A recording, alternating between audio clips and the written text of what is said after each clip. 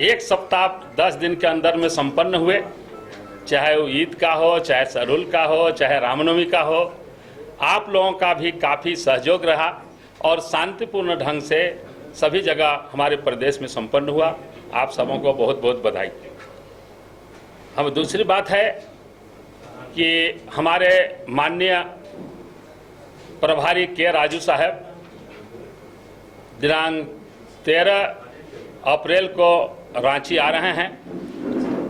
वो हमारे प्रखंड के जो पर्यवेक्षक हैं उन सबों के साथ संवाद करेंगे, क्योंकि आप जानते हैं कि ये 2025 का वर्ष जो है संगठन सृजन का वर्ष है और जमीनी स्तर पर हम लोग संगठन को कैसे मजबूत बनाएं, उसी पर गहन विचार विमर्श और उन सबों की बातें सुनी जा रही है। इसी क्रम में हमारे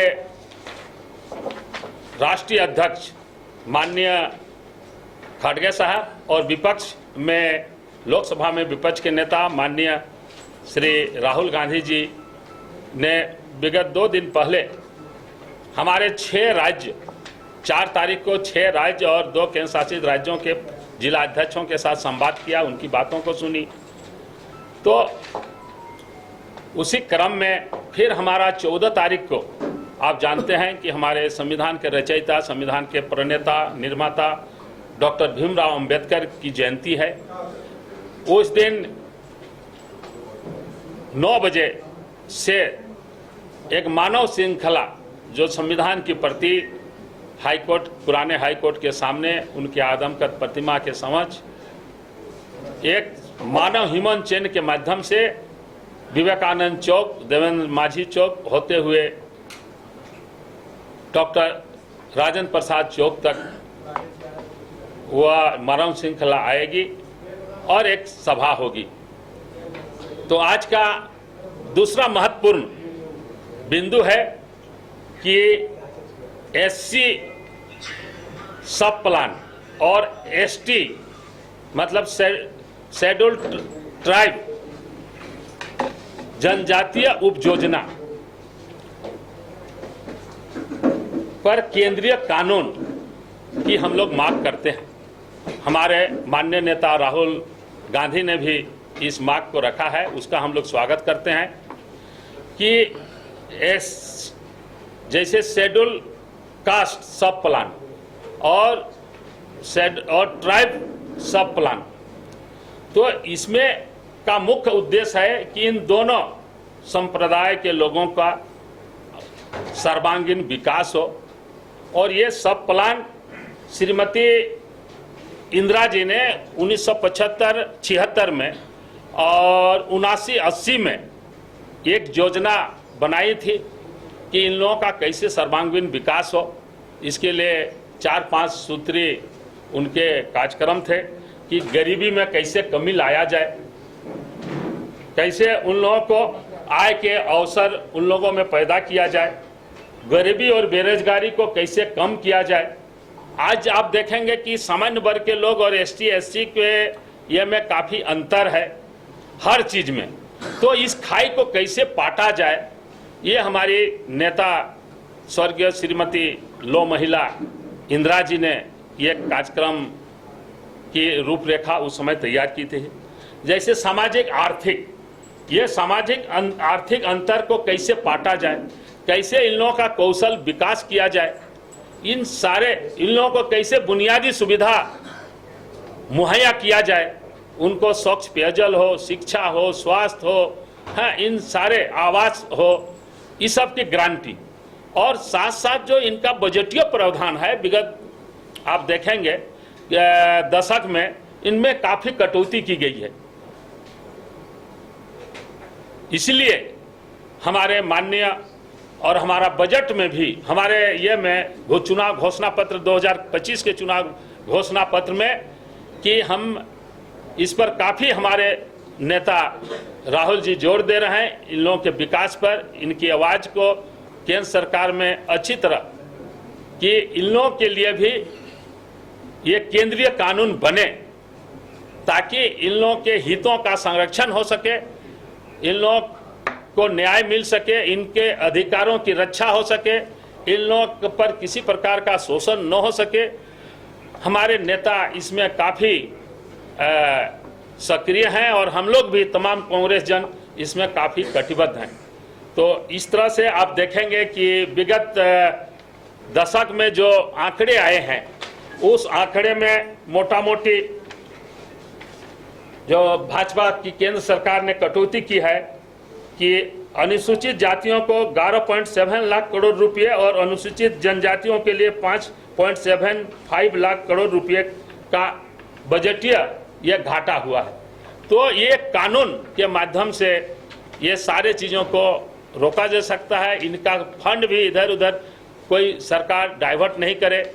हमारी जो आंध्र प्रदेश की सरकार है, तेलंगाना की सरकार है, आपके कर्नाटक की सरकार है, इन लोगों ने एक स्पेशल ST SC के लिए प्रावधान किया है। तो हमारे राष्ट्रीय नेता माननीय राहुल जी का जो यह डिमांड है, मांग है, SC ST के विकास के प्रति जो प्रतिबद्ध हैं, हम झारखंड प्रदेश कांग्रेस कमेटी के तमाम पदाधिकारी, कार्यकर्ता, सभी लोग, हम लोग भी कटिबद्ध हैं। जो अध्यक्ष है हमारे स्टेट कांग्रेस के, और फिर राधाकृष्ण किशोर जी को भी, वित्त मंत्री, वर्तमान वित्त मंत्री। देखिए, इस विषय से मैं बहुत वाकिफ रहा हूँ। वाकिफ इसलिए रहा हूँ कि 2 बार यूपीए की सरकार में मुझे NC ST का अध्यक्ष बनाया गया। उस दरमियान एक मुख्य काम हुआ करता था TSP का, क्योंकि मैं डील करता था ट्राइबल से, national tribal schedule tribe commission से, तो मुख्य काम था TSP का समीक्षा करना, जगह जगह स्टेट में घूमकर TSP का। बहुत ही फ्रस्ट्रेशन होता था समीक्षा के क्रम में यह देख करके कि ट्राइबल सब प्लान के पैसे को सही ढंग से खर्च नहीं किया जाता। राज्य का नाम नहीं लूंगा, मैं बताऊंगा कि राज्य में TSP के पैसे से पुलिस के लिए गोलियां खरीदी गई थी, आर्म्स एम्युनिशन। फिर दूसरे राज्य में स्टेट ट्रांसपोर्ट का हेडक्वार्टर बनाया गया था। कोई मतलब नहीं है ट्राइबल के वेलफेयर से। मकसद है 275(1) आर्टिकल है संविधान का, पहले से संविधान जब से लागू है तब से है ये, ट्राइबल के लिए खास करके, कि सरकार, केंद्र सरकार राशि भेजती है विभिन्न राज्यों को आदिवासियों की भलाई के लिए, कल्याण के लिए, और फिर शेड्यूल एरिया के लिए प्रशासन के स्तर को ऊंचा उठाने के लिए। ये 2 मकसद उसके होते हैं। लेकिन यहाँ आने पर, राज्य में आने पर खो जाता है वासी, कहाँ चला जाता है पता नहीं चलता है। एक राज्य में शहर से एयरपोर्ट जाने वाला रोड TSP के पैसे से बना था। आप समझ सकते हैं कि क्या मतलब, इसका कोई अर्थ है कि नहीं है। इस तरह से घटनाएं होती थी। तो राहुल जी की जो मांग है, हमारे प्रिय नेता राहुल जी की मांग है कि इसको कानून दिया जाए, कानून बनाया जाए इस पर, ताकि ये सही ढंग से खर्च हो आदिवासियों की भलाई के लिए और आदिवासी इलाकों के विकास के लिए। 2 मकसद इसके होते हैं, इसके विकास के लिए सही ढंग से खर्चा हो। ये इस पर कानून बनाया जाना चाहिए। हम धन्यवाद देंगे अपने लोकप्रिय नेता को, राहुल जी को, जिन्होंने यह मुद्दा उठाया है। कि पहले होना चाहिए था, लेकिन चलिए देर ही सही, चलो एक मुद्दा उठा है। और केंद्र सरकार से भी हम अपील करेंगे, अनुरोध करेंगे कि इसको जल्दी से जल्दी कानून का रूप दिया जाए, ताकि डाइवर्सन ऑफ फंड जो होता है वो रुके। साथ साथ ये कहूँगा मैं, कानून बनाने के साथ अभी तक जो राशि खर्च हुई है जहां तहां, उसका स्पेशल ऑडिट हो, ताकि ट्राइबल और शेड्यूल कास्ट के हमारे साथी लोग जाने कि उनके लिए पैसे केंद्र विषय पर यह प्रेस कॉन्फ्रेंस आयोजित की गई। यह विषय सिर्फ झारखंड के लिए नहीं है, यद्यपि हम झारखंड के संदर्भ में भी चर्चा करेंगे। ये पूरे देश के जनजाति और अनुसूचित जाति के लोगों के सामाजिक आर्थिक उत्थान के लिए यह विषय है। विषय यह है कि आदरणीय राहुल गांधी जी ने भारत के संविधान में उल्लेखित जो प्रावधान है उसे लेकर अनुसूचित जनजाति उपयोजना और अनुसूचित जाति उपयोजना को कानूनी दर्जा दिया जाए, कानून बनाया जाए, इसके लिए उन्होंने मांग की। मैं बहुत ही संक्षेप में आपको भारत के संविधान 275 कंडिका 1 4 लाइन का है, मैं पढ़ के आपको बताता हूं, जिसमें यह उल्लेख किया गया है कि भारत की संचित निधि में से ऐसी पूंजी संदत्त की जाएगी जो उस राज्य को उन विकास स्कीमों के खर्च को पूरा करने में समर्थ बनाएगा जिन्हें उस राज्य में अनुसूचित जनजातियों के कल्याण की अभिवृद्धि हो सकेगी। मैं इसलिए संविधान के इस धारा का उल्लेख कर रहा हूं, जैसा कि हमारे आदरणीय रामेश्वर राव जी ने अपने वक्तव्य के क्रम में इस बात का उल्लेख किया है कि ये जो डिमांड है कि इसको कानून का रूप दिया जाए, ये भारत के संविधान द्वारा प्रावधानित, इससे हटकर इतर कोई मांग राहुल जी नहीं कर रहे, अखिल भारतीय कांग्रेस कमेटी नहीं कर रही है और झारखंड प्रदेश कांग्रेस कमेटी नहीं कर रही। वो हक, वो अधिकार हम मांग रहे हैं।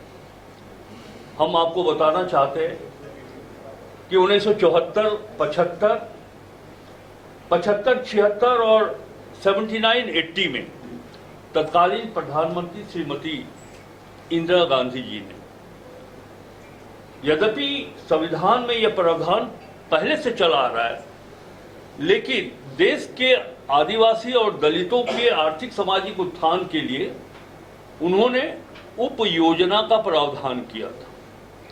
ये कोई नई बात नहीं है, सबसे पहले उन्होंने ही किया था। हमारी पार्टी 2013 में कानून बनाने के लिए भी तैयार थी, प्रक्रियाएं आगे बढ़ गई, बहुत कदम पूरा कर लिया गया था कि हम कानून बनाएं। उस समय डॉक्टर मनमोहन सिंह जी हमारे प्रधानमंत्री हुआ करते थे, लेकिन अफसोस की बात यह रही कि 2014 में चुनाव का सामना करना पड़ा, देश में चुनाव हुआ लोकसभा का, कानून बनाने की यह सोच, यह सपना साकार अखिल भारतीय कांग्रेस कमेटी डॉक्टर मनमोहन सिंह के नेतृत्व में नहीं कर पाई।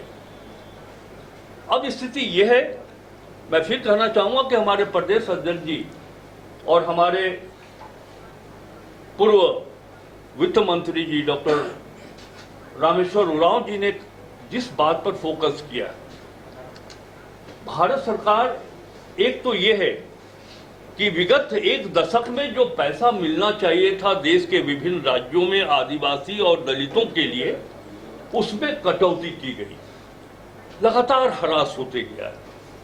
जनसंख्या और उनकी सामाजिक आर्थिक दृष्टि को देखते हुए जो हक मिलना चाहिए था, वित्तीय हक मिलना चाहिए था देश के दलित और अनुसूचित जाति के लोगों को, वो नहीं मिल पाया। रादर उसमें गिरावट आई। हमारे प्रदेश अध्यक्ष जी ने आपको वो आंकड़ा के माध्यम से बताया है कि विगत एक दशक में अनुसूचित जाति उपयोजना में 3.4%, अनुसूचित जनजातीय उपयोजना में 2.6% का ह्रास हुआ है अलॉटमेंट में, और उसका परिणाम ये हुआ है कि 11.70 लाख करोड़ रुपए अनुसूचित जनजातियों के लिए और 5.57 लाख करोड़ रुपए का बजटीय समर्थन में नुकसान हुआ है। ये पैसा मिलना चाहिए। ये पैसा मिलता तो हमारे झारखंड सहित देश के वैसे क्षेत्रों में रहने वाले जनजाति और जाति के लोगों को उनके सामाजिक आर्थिक विकास में काफी वृद्धि होनी चाहिए थी। क्या है उपयोजना? सब प्लान किया है मैं बहुत ही संक्षिप्त में आपको बता दूं कि इस सब प्लान से अनुसूचित जाति जनजाति के सामाजिक आर्थिक अंतर को पाटने में ये सहायक होता है। आर्थिक संसाधन का आवंटन होता है, आय के अवसर पर उपलब्ध कराकर गरीबी और बेरोजगारी को कम किया जाता है। शिक्षा, स्वास्थ्य, स्वच्छ पानी और आवास जैसे बुनियादी सुविधाएं उन्हें उपलब्ध कराई जाती है। जब ये पैसा कम होता जाएगा, फंड का डाइवर्शन होगा, जैसा कि आदरणीय रामेश्वर राव जी ने कहा है, तो फिर हम कैसे इस देश में आजादी के इतने वर्षों के बाद जो आर्थिक और सामाजिक रूप से अत्यंत पिछड़े, वो कैसे आगे बढ़े। इसीलिए श्री राहुल गांधी जी के नेतृत्व में अखिल भारतीय कांग्रेस कमेटी और देश के सभी राज्यों के प्रदेश इकाई ने ये तय किया है कि नहीं साहब, केंद्र सरकार और वो भी भारतीय जनता पार्टी की नीति वाली केंद्रीय सरकार देश में अनुसूचित जनजाति और जाति के प्रति उनके विकास को लेकर जो उनके अंदर उनके कार्य संस्कृति में जो परिदृश्य दिखाई पड़नी चाहिए थी, उसमें कमी और उपेक्षित हैं हम। हमारे आदिवासी समुदाय, हमारे जनजाति के समुदाय के लोग उपेक्षित महसूस कर रहे। तभी ये आवश्यकता महसूस की गई कि जब भारत के संविधान में ये प्रावधान है तो क्यों नहीं उसके आधार पर कानून बनाया जाए, ताकि भविष्य में किसी भी राज्य में या केंद्र स्तर पर कोई उपेक्षा ना हो। जो जनसंख्या और पिछड़ापन को देखते हुए जो फंड मिलना चाहिए वो फंड राज्यों को मिले। इन दोनों